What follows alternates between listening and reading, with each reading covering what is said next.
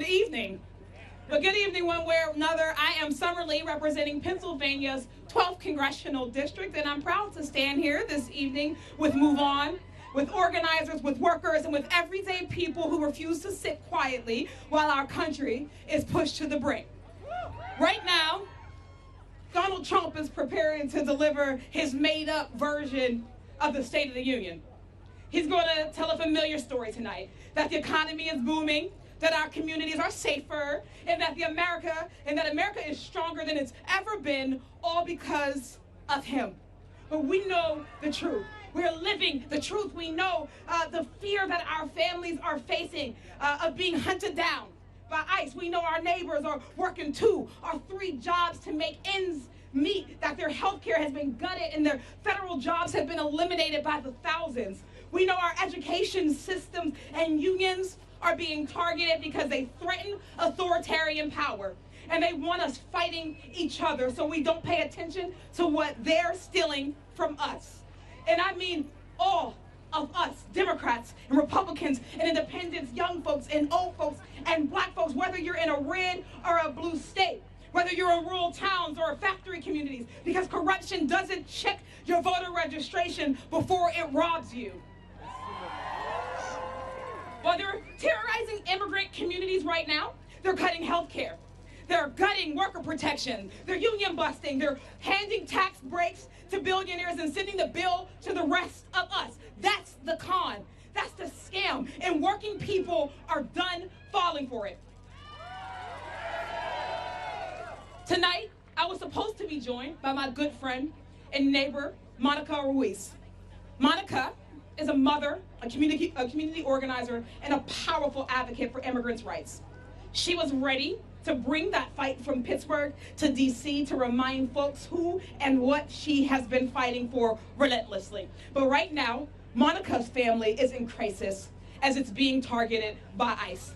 Her son-in-law, Victor, was followed by agents unprompted after he dropped his brother off at work. They pulled him over without cause. There was no traffic violation, no expired tag, just a man who looked brown enough to be dragged to one of the worst detention centers in the country. Meanwhile, just the other day, Monica's daughter, Adriana, just gave birth to a baby girl who is yet to meet her father because he's been locked up by this lawless agency. Victor has been in the country for 18 years. 18 years of working to build a life for himself, his loved ones, and now his new family. That is the real state of our union, where families are being torn apart and traumatized, where corporations get more say in our democracy than the people we elect, where the government would rather protect powerful people and the Epstein files than the women and the girls who were sexually abused. We live in a country where we have one reality for everyday people and another for the rich and the well-connected and the well-protected. We have to change that. We have to meet the moment with bold policies that level the playing field and deliver justice no matter how much money you have to your name. That's why earlier today, I announced that I'll be introducing articles of impeachment against Pam Bondi. Trump's DOJ continues to obstruct justice and refusing to comply with our subpoena to release the full, unredacted Epstein files. Bondi must be held accountable for that. And let's not forget, it was Trump who said it first, release the files. So we'll keep that call up no matter what. Because where I come from in Western Pennsylvania, we know what it means to be abandoned by politicians who make big promises and lie and deliver nothing.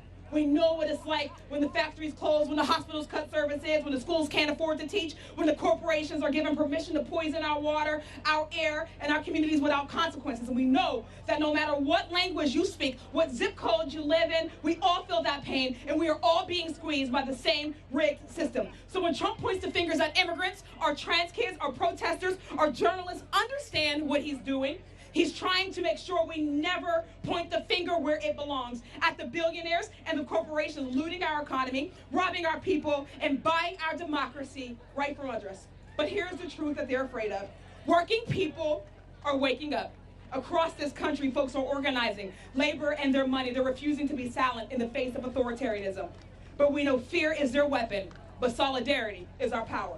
So tonight, while Trump points his paints his fantasy version of America, we're grounded in America, in reality, and we're building something better. In America, where we have Medicare for all, every job that pays a living wage, where no one fears being ripped away from their family. That is the America we're fighting for. And later tonight, I'll be delivering the Working Families Party response to the State of the Union, laying out exactly what it will take to build an economy and a democracy that works for all of us, not just the working few. So I'm asking you to stay engaged, stay fired up, and tune in tonight, because this is about building a movement that is big enough to defeat authoritarianism, to stand up to corporate power, and rooted in a simple belief that when working people come together across race, across geography, and across whatever lines they try to divide us by, we are unstoppable. So all power to the people, and thank you all for being with us tonight.